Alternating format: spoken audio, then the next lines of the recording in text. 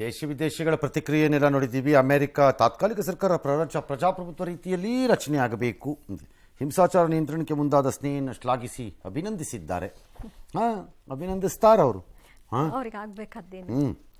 ನಾವು ಬಾಂಗ್ಲಾ ಜನರ ಬೆಂಬಲಕ್ಕಿದ್ದೇವೆ ಅಂತ ವಿಶ್ವಸಂಸ್ಥೆ ಹೇಳ್ಕೊಂಡಿದೆ. ಅಯ್ಯೋ, ಈ ವಿಶ್ವಸಂಸ್ಥೆ ಬಿಡಪ್ಪ, 6 ಕಾಸು ಕೊಟ್ರೆ ಆ ಕಡೆ, 3 ಕಾಸು ಕೊಟ್ರೆ ಈ ಕಡೆ ಅಂತ ಆ್ಯಕ್ಟ್ ಮಾಡುತ್ತೆ. ಅದಕ್ಕೆ ಹಲ್ಲಿಲ್ಲ, ನಾಲಿಗೆ ಇಲ್ಲ, ಕಣ್ಣಿಲ್ಲ, ಕಿವಿ ಇಲ್ಲ. ಯಾರೋ 3 ದೊಡ್ಡ ದೇಶಗಳ 4 ಜನ ಪರ್ಮನೆಂಟ್ ಮೆಂಬರ್ಗಳು ಹೇಳೋದನ್ನು ಕೇಳ್ಕೊಂಡು ಡ್ಯಾನ್ಸ್ ಮಾಡುತ್ತೆ ಅಷ್ಟೇ. ಅದು ಒಂದು ಸಂಸ್ಥೆ, ಸುಮ್ಮನೆ ಅದೊಂದು ಶೋಕಿಲ್ಲರ ಸಂಸ್ಥೆ. ಅದು ಏನು ನಡೆಯಲ್ಲ ಅದ್ರ ಹತ್ರ.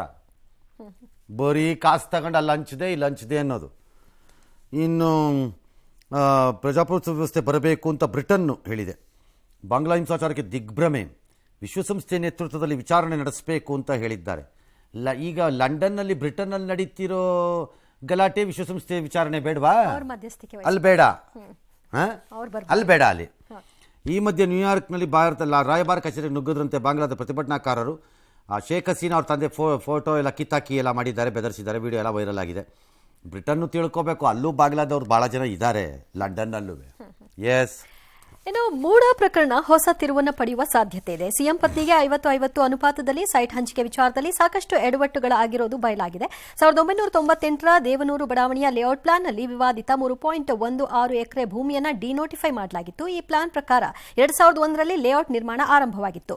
2003ರಲ್ಲಿ ನಿವೇಶನ ಹಂಚಿಕೆಯಾಗಿದೆ. 2005ರಲ್ಲಿ ಕೆಸರೆ ಗ್ರಾಮದ ಸರ್ವೆ ನಂಬರ್ 464ರ 3.16 ಎಕರೆ ಭೂಮಿಯನ್ನು ಸಿಎಂ ಪತ್ನಿಯ ಸಹೋದರ ಮಲ್ಲಿಕಾರ್ಜುನ ಸ್ವಾಮಿ ಅವರು ಭೂ ಪರಿವರ್ತನೆ ಮಾಡಿಸಿಕೊಂಡಿದ್ದಾರೆ.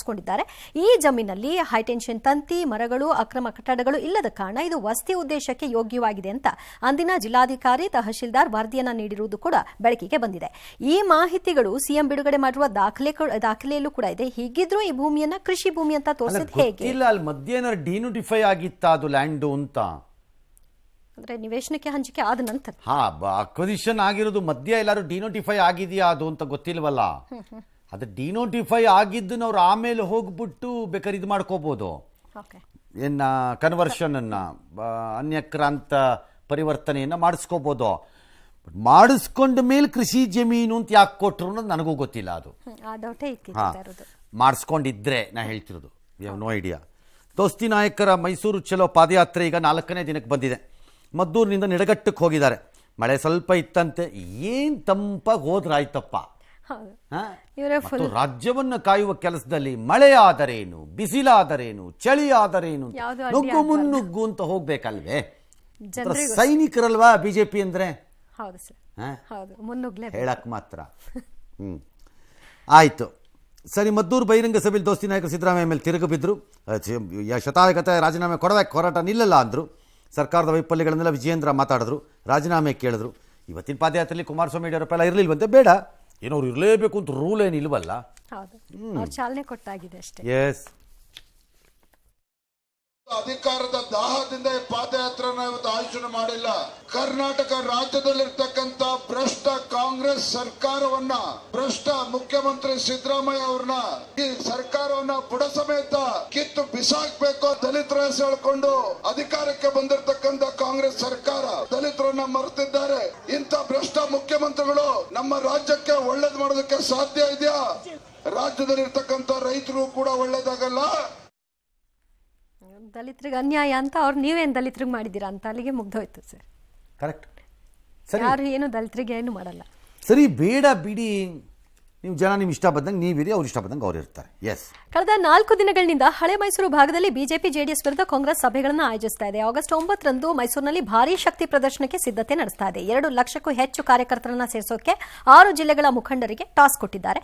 ಕಾರ್ಯಕ್ರಮ ಯಶಸ್ವಿಗೊಳಿಸುವ ಸಂಬಂಧ ಕಾರ್ಯಕರ್ತರನ್ನ ಹುರಿದುಂಬಿಸಲು ಕಾರ್ಯತಂತ್ರ ರೂಪಿಸಲು ಸಿಎಂ ಮೈಸೂರಿಗೆ ತೆರಳಿದ್ದಾರೆ. ಇನ್ನು ಮಂಡ್ಯ ಸಮಾವೇಶದಲ್ಲಿ ಎಂದಿನಂತೆ ಕುಮಾರಸ್ವಾಮಿ ವಿಜಯೇಂದ್ರ ವಿರುದ್ಧ ಡಿಸಿಎಂ ಡಿಕೆ ಶಿವಕುಮಾರ್ ಏಕವಚನದಲ್ಲಿ ಮಾತಿನ ಮತಾಪನ್ನ ಸಿಡಿಸಿದ್ದಾರೆ. ಇನ್ನು ನಮ್ಮನ್ನ ಕೆಣಕಲು ಹೋಗಿ ನೀವು ಗಾಯ ಮಾಡಿಕೊಳ್ಬೇಡಿ ಅಂತ ಚಲುವರಾಯಸ್ವಾಮಿ ಲೇವಡಿ ಮಾಡಿದ್ರು. ಈ ಮಧ್ಯೆ ಕೆಪಿಸಿಸಿ ಅಧ್ಯಕ್ಷರ ಬದಲಾವಣೆಗೆ ಎಐಸಿಸಿ ಒಲವು ತೋರಿದೆ. ಸಿಎಂ ವರ್ಸಸ್ ಗವರ್ನರ್ ಫೈಟ್ ಕೊಂಚ ತಣ್ಣಗಾಗ್ತಿದ್ದ ಹಾಗೆ ಲಿಂಗಾಯತ ಸಮುದಾಯದ ಹಾಲಿ ಸಚಿವರ ಪೈಕಿ ಒಬ್ಬರಿಗೆ ಅಧ್ಯಕ್ಷ ಸ್ಥಾನ ನೀಡಬಹುದು ಎನ್ನಲಾಗ್ತಿದೆ. ನನ್ನ ಕುಟುಂಬದ ಬಗ್ಗೆ ನಾನು ಮಾತಾಡ್ಲಿ ಅಂತಾನೆ ನಿನ್ ಬಗ್ಗೆ ಮಾತಾಡ್ಕೊಂಡ್ ಬರ್ತಾ ಇದ್ದೀನಿ. ನಾನು ರೆಡಿ ಇದ್ದೀನಿ. ನಿನ್ ಪಟ್ಟಿ ಇದ್ದಲ್ಲ, ನಿನ್ ಪಟ್ಟಿ ಮೂಡಾದಲ್ಲಿ ಪಟ್ಟಿ, ಅದ್ರ ಬಗ್ಗೆ ನೀನ್ ಯಾಕಪ್ಪ ಉತ್ತರ ಕೊಡ್ತಾ ಇಲ್ಲ? ವಿಜೇಂದ್ರ, ದುಬೈಗೆ ಸ್ಪೆಷಲ್ ಫ್ಲೈಟ್ ಅಲ್ಲಿ ಹೋಗಿ ಅಕೌಂಟ್ ಓಪನ್ ಮಾಡ್ತಲ್ಲ, ಇನ್ನ ಯಾಕೆ ನಿಮ್ ಸರ್ಕಾರ ನಿನ್ನ ಮೇಲಿನ ತನಿಖೆ ಮಾಡಿಸಿಲ್ಲ? ನಾನ್ ಭಿಕ್ಷಿಗೆ ಹೇಳ, ಈಗ ಬೇಡ, ಸರಿಯಾದ ಸಂದರ್ಭದಲ್ಲಿ ಅಸೆಂಬ್ಲಿಲೇ ಮಾತಾಡೋಣ.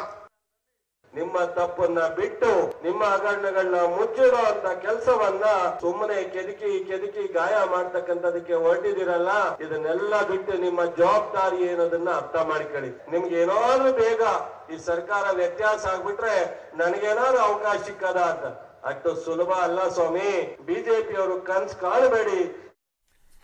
ಅಲ್ಲ ಆಯಿತು, ಇವರು ಒಬ್ಬರನ್ನೊಬ್ರು ಬೈಕೊಳ್ಳೋದು, ಅವ್ರು ಅಕೌಂಟ್ ಮಾಡಿದ್ರು ಅನ್ನೋದು, ಅಕೌಂಟ್ ಮಾಡಿದ್ರೆ ಅಕೌಂಟ್ಗೆ ಅವ್ರು ಉತ್ತರ ಕೊಟ್ಕೋಬೇಕು, ಕಾನೂನುಬದ್ಧವಾಗಿದ್ದರೆ ಕಾನೂನುಬದ್ಧ ಇಲ್ಲರಿಲ್ಲ. ಭಾಳ ಜನದ ಹತ್ರ ಫಾರಿನ್ ಅಕೌಂಟ್ಗಳು ಇರ್ಬೋದು, ಬರೀ ಒಬ್ಬರೇ ಅಲ್ವಲ್ಲ, ಹಾಗಾಗಿ ಅದಕ್ಕೆ ಅವ್ರವ್ರು ಉತ್ತರ ಕೊಟ್ಕೋತಾರೆ. ಬಟ್ ನನಗೆ ಪ್ರಾಬ್ಲಮ್ ಇರೋದು ಇಲ್ಲಿ, ನಮ್ಮನ್ನು ಕೆದಕಲು ಹೋಗಿ ನೀವು ಗಾಯ ಮಾಡಿಕೊಳ್ಳಬೇಡಿ. ಅಂದರೆ ಏನು? ನೀ ನಮ್ಮನ್ನು ಕೆದಕಬೇಡ, ನೀ ಗಾಯ ಮಾಡ್ಕೋಬೇಡ. ಇಬ್ರು ಕೂಡಿ ಬಾಳಿದರೆ ಸ್ವರ್ಗ, ಸೇಫ್ ಆಗಿರೋಣ, ಕೂಡಿ ಬಾಳಿದರೆ ಸ್ವರ್ಗ ಅರ್ಥ ಮಾಡ್ಕೋಬೇಕು ಅಂತ ಅನ್ಕೊಂಡು ಡುಯೆಟ್ ಆಡ್ಕೊಂಡು ಓಡಾಡ್ತೀರಣ. ಹಂಗ ಅರ್ಥ ಇಲ್ಲ, ಕೆದಕಬೇಕು ಅವರು. ಮತ್ತವ್ರು ಗಾಯ ಮಾಡ್ಕೊಂಡ್ರೆ ಮಾಡ್ಕೊಳ್ಳಿ, ನೋಡೋಣ ಅವ್ರಿಗೆ ಎಷ್ಟು ಗಾಯ ಆಗತ್ತೆ, ನಿಮ್ದು ಎಷ್ಟು ಕೆದಕ್ತಾರೆ ಅಂತ ನೋಡೋಣ. ನಾವಿರೋದೇ ಇದನ್ನ ನೋಡಕ್ಕೆ. ಕೆದಕಬೇಕು. ಡಿ ಕೆ ಶಿವಕುಮಾರ್ ಮಾತಾಡ್ರಿ, ಬಿಡ್ಬೇಡ್ರಿ. ದುಬೈ ಅಲ್ಲ, ಇನ್ಯಾವ್ಯಾವ ಕಂಟ್ರಿ ಇದೆ ಹೇಳ್ರಿ, ಬಿಡ್ಬೇಡ್ರಿ. ಬಿಡ್ಬೇಡ್ರಿ ನೀವು. ವಿಜಯೇಂದ್ರ, ನೀವ್ ಯಾವ ಇದೆ ಹೇಳ್ರಿ, ಬಿಡ್ಬೇಡಿ. ನಾವು ಕೇಳಿಸ್ಕೋಬೇಕು, ನಮಗೆ ಬೇಕಿದು. ನೀವು ಅಡ್ಜಸ್ಟ್ಮೆಂಟ್ ಮಾಡ್ಕೊಂಡು ವ್ಯವಹಾರ ಮಾಡ್ಕೊಂಡು ಓಡಾಡ್ಕೊಂಬಂದಿದ್ದೇ ನಮಗೆ ಪ್ರಾಬ್ಲಮ್ ಆಗಿರೋದು ಇಲ್ಲಿವರೆಗೂ ಆಗಿದೆ. ಹಂಗಾಗಿ ನೀವು ಕೆದಕಿ ಅವ್ರು ಗಾಯ ಮಾಡ್ಕೊಳ್ಳಿ, ಅದು ನೋಡಬಿಡೋಣ ಅದೇನಾಗುತ್ತೆ.